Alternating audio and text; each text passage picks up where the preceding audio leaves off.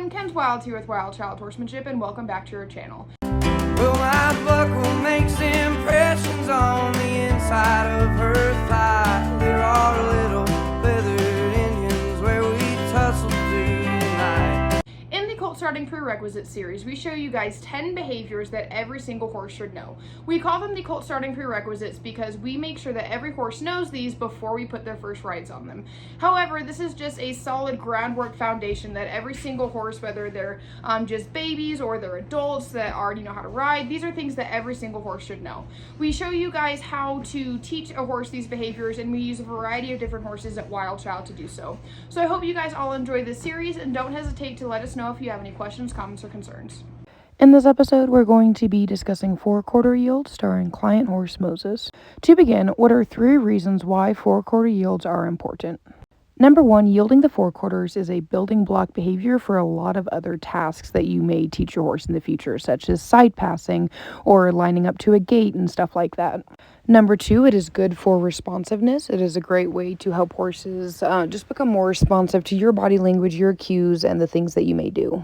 And 3, it can be extremely beneficial when you're teaching a horse how to use their body, how to carry themselves, and other tasks like that.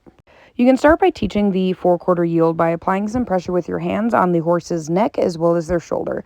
The goal is to get their front end to walk around the hind end in a full circle. Right now, I'm just trying to get Moses to take a step, and I want his front legs to cross each other as they're taking that step. So you can see he was a little bit nervous that way, so I'm going to move on to trying it this way.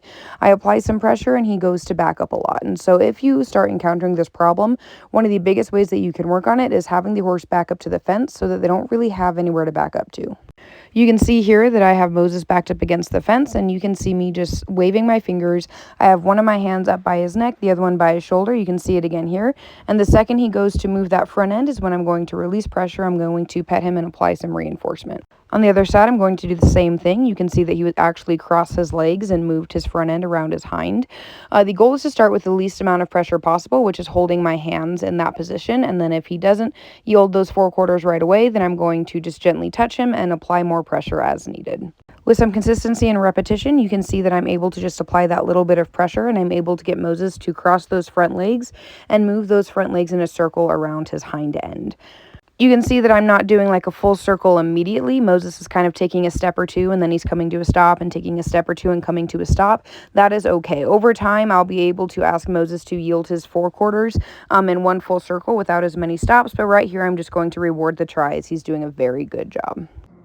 So I hope you guys all enjoyed this YouTube video. Before we end off for the day, I want to give you guys a friendly reminder to go and check out our other social medias.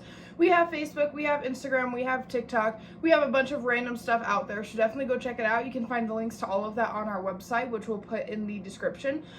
We also have several books on the shelf that I highly recommend you guys go and check out, all on different equine related matters. We also have a podcast out there that discusses the life lessons horses have to teach us, as well as a merch store.